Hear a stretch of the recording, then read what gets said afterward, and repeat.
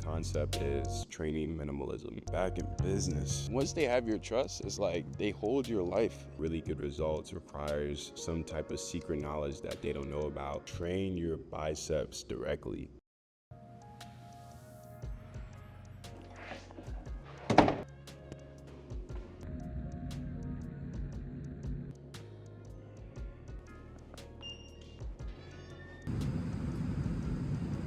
What's up, guys? Welcome back to another video. Today we're going to be talking about how to grow your arms, especially for skinny guys. And trust me, I understand because I have been there before, and it is a long process, but if you watch this video and follow the tips and stay tuned to the end, you will start to see results and you will start to grow your arms. So let's get into it. I hope you guys are having an awesome week. It is a beautiful morning here, and there's been some great fall weather. Anyways, let's get into the video. Let's go. So before we go further, first let's talk about some anatomy. So what's helpful about the anatomy about the arms is that the names are very telling of what the muscles are made of. So the bicep is composed of 2 components and the tricep is composed of 3 components. The bicep is made up of the long head and the short head. It's helpful for flexing your arm and also helps with supination of the arm. And then you also have your tricep. So the tricep is on the posterior aspect of the arm and is made up of 3 components. Tricep, as in tri, 3. So the components are the lateral head, the medial head, and the long head. And those all converge on the elbow right here, which is called the olecranon process. So another muscle that composes your arm is known as the brachialis, and this lies deep to your biceps brachii, meaning that it just lies under your biceps brachii. And rather than helping in that supination movement like your biceps will, your brachialis only helps to flex your arm at the elbow. So the most effective way to train your brachialis and to develop it is by doing exercises in a neutral grip. Exercises that flex your elbow in a neutral grip. And my go-to exercise to work my brachialis is just a hammer curl. I do it with dumbbells and I also do it with the cables. And those have been very effective in helping me grow my brachialis and overall arms, because you will be also targeting your biceps as well. So before we move forward, there is a concept that I wanted to talk about, and the concept is training minimalism. And this is an idea that was popularized by a strength and conditioning coach named Pavel Tsatsouline. And to be honest, I didn't know I was even doing this until I read about it, and I realized that it aligned perfectly with my training philosophy. So the idea of training minimalism is essentially focusing on a couple core exercises and perfecting it. And that is essentially what I do within my training. And it's kind of funny because like when I tell people what I do to work out and like my exercise plan or my training plan, they're always surprised, or I'm always surprised at how surprised they are at how simple it is. And I think it's because people think that training and getting really good results requires some type of secret knowledge that they don't know about, or some type of secret workout plan. And they think they have to be shocking their muscles and doing all this crazy stuff to get results. But early in my training, I realized that it was more effective for me and easier for me to progressively overload and track my results if I just focused on the same exercises for my muscles and just focus on improving my form and increasing the weight that I was doing for each exercise.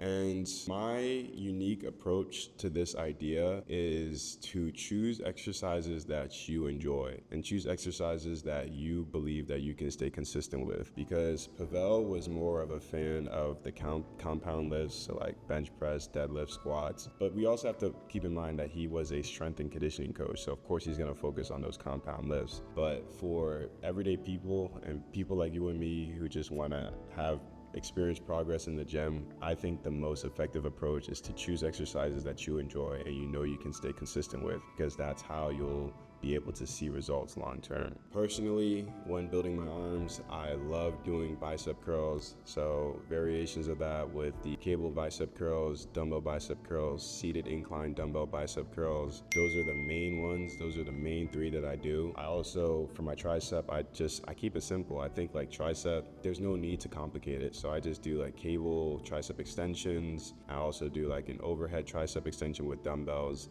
And occasionally I'll do weighted dips, heavy weighted dips. And those are like the main things that I do for real. And I really keep it that simple and just focus on improving my form and lifting heavier, so to make sure that I'm not plateauing at any point. The second tip is going to be to train your biceps directly. You would be surprised how many people I talk to who want to grow their arms and don't do any focused bicep exercises. And by that, I mean that they rely on compound lifts, so they'll do like pull-ups and things like that. And not to say that those aren't effective, but they will give you good results. But if you want great results, you have to start incorporating some isolation bicep exercises. So for example, if you're doing a heavy bench press, you will work out your chest, your shoulders, and your triceps, but the extent to which each muscle is targeted will be disproportionate. To quicken up the speed in which you're growing your triceps, you should do isolation tricep exercises so as you're targeting that muscle specifically and you're increasing the rate of growth. It's interesting because when I was first trying to grow my arms, I did not do any isolation bicep exercises, and it kind of happened by accident, I believe. And I think this is what's so important about surrounding yourself with people that you want to be like. And I remember when I first started going to like a big commercial gym and working out with people who were ahead of me, and I started seeing the exercises that they were doing and seeing the results that they had. When I started implementing those things is when I started to see massive changes. So you guys could learn from my mistake and save a lot of time if you just implement these tips that I'm giving you and just start implementing some targeted bicep exercises and tricep exercises.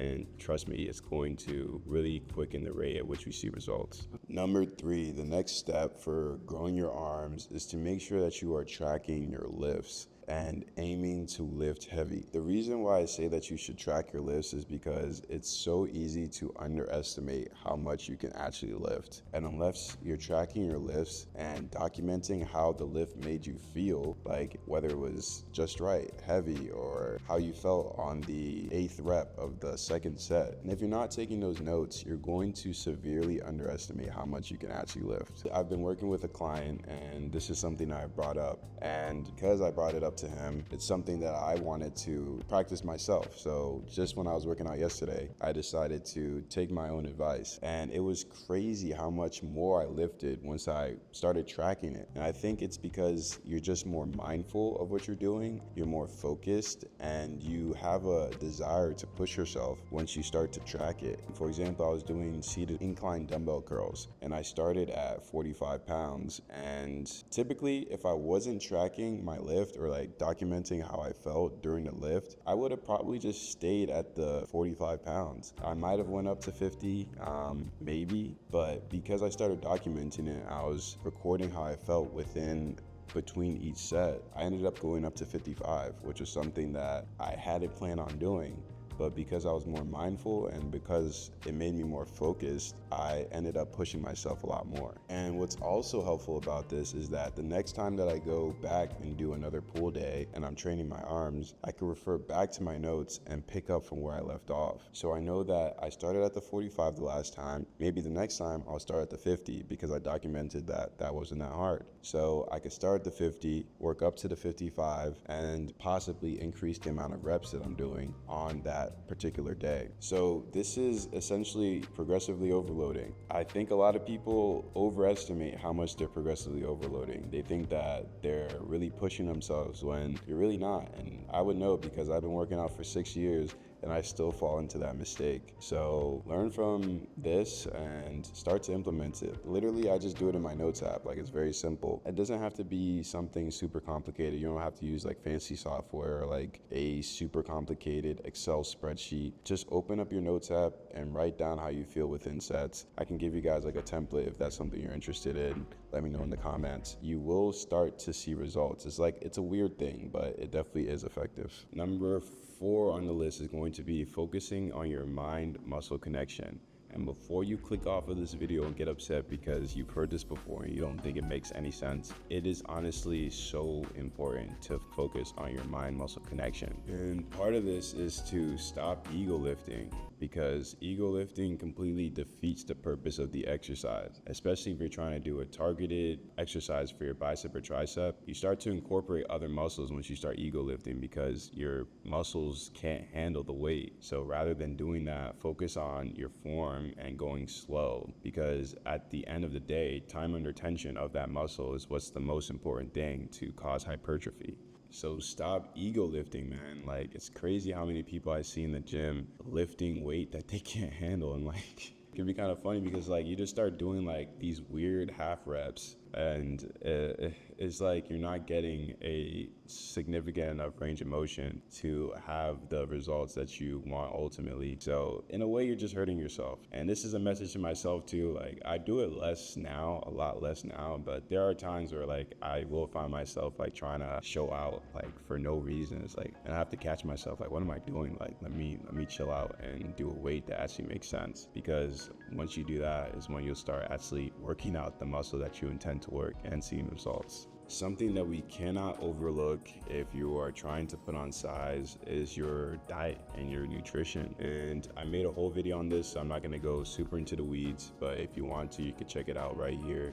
And basically how I went about it is I did a lean bulk. And like I said in the video, I explained why I did that and why I think personally that is the best approach, but that is the approach that I would also suggest anyone looking to put on size. So one of the steps to doing that is to first calculate your total daily energy expenditure. And so this is like a caloric amount that your body needs to function. Part of that equation is estimating your total daily activity levels. There's like low, moderate, medium, high. This is where most people mess up. Most people tend to overestimate how much they are active. So I actually created an ebook. You guys can check it out in the link in the description. And it has the equation to calculate your total daily energy expenditure. And he got back to me, he calculated it, and he actually way overestimated how many calories he needed in a day. And this could be very detrimental if your goal is to lean bulk and slowly put on mass, because you'll be overestimating the amount of calories that you need. But yes, to put on mass, lifting heavy is only part of the equation. You're gonna have to make sure that you're fueling your body with the nutrients that it needs to actually put on muscle. So start tracking your macros, and if you're not tracking everything, at least start tracking your protein. And if you're not at the point where you want to start calculating and tracking your macros, you can just start by taking pictures of your food. At least that way you have like a visual food log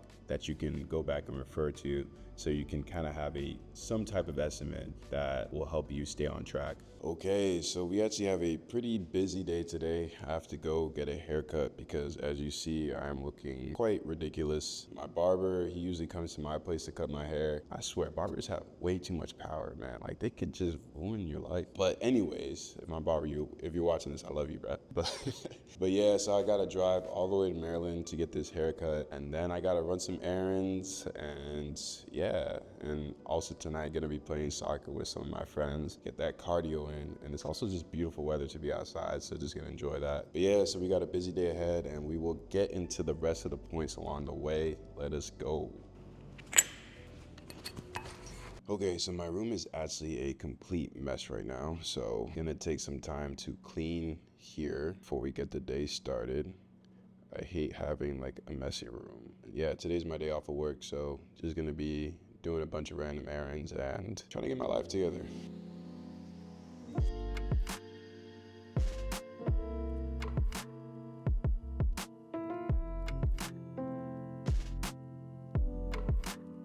Much better.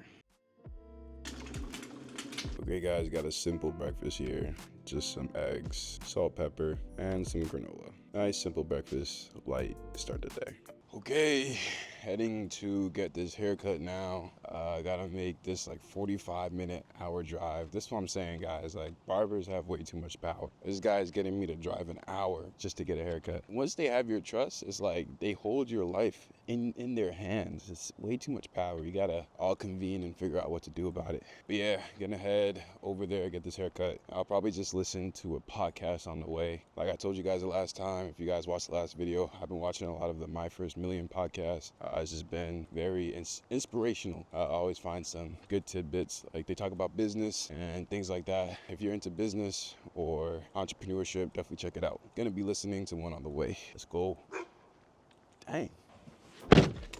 Another podcast I've really been liking recently is this First Things First. So it's like about sports. Believe it or not, recently just been getting into football. So I've just been following the NFL. And I think I'm a Ravens fan. Like I really like Lamar Jackson. Like I was watching the game he played the other day against the Bengals against Joe Burrow, and it was a good game. Like that guy is very impressive. And I remember when I was in school at UVA, like he came and they completely demolished us. But it was so like fun to watch watch him play live. Like, he was so impressive. So I might be a Ravens fan, might be Commanders fan. Originally I was a Steelers fan, but yeah, we'll see. I'm just getting into it. So if y'all know anything about football, like, or if you have any opinions on who I should support, let me know.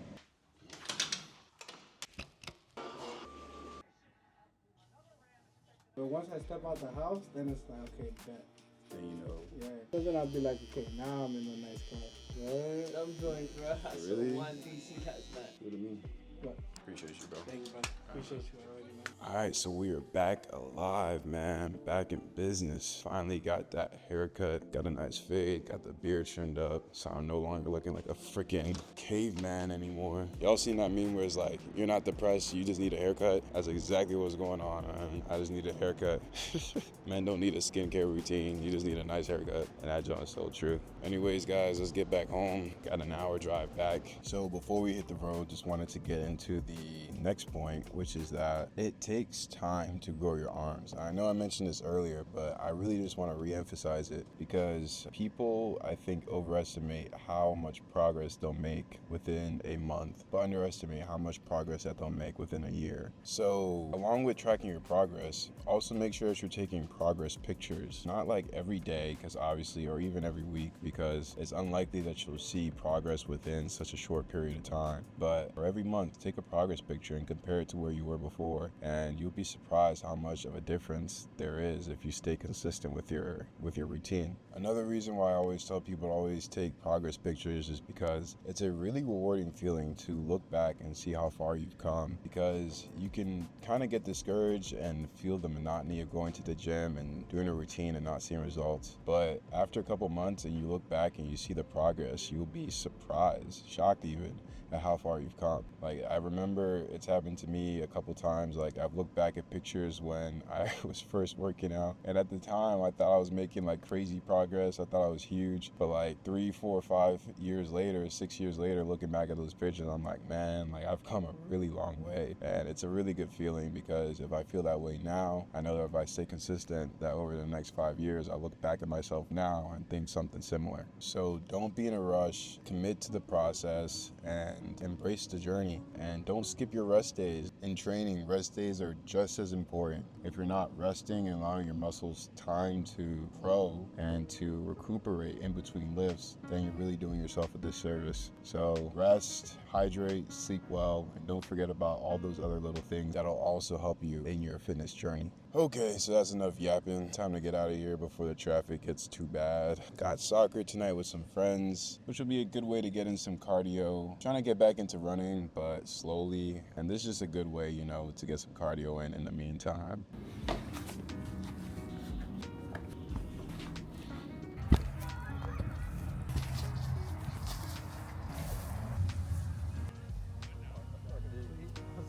But yeah, that was it. My guys came late to the soccer game, so fortunately couldn't get any footage with them, but it was a great game. Got some cardio and scored like two goals, which isn't bad. I was going for the hat trick, but hey, I'll take the 2 goals. So yeah, thank you guys for watching to the end. Hopefully you picked up a couple things from this video. If anything, just understand that if you stay committed and follow the process, stick to a process, you're going to get results. And it's crazy because if you just stick to the process, like after a while, other people will start noticing. Before you even notice, other people will start picking it up. But yeah, that's it for today's video, and I'll catch you guys in the next one. Peace.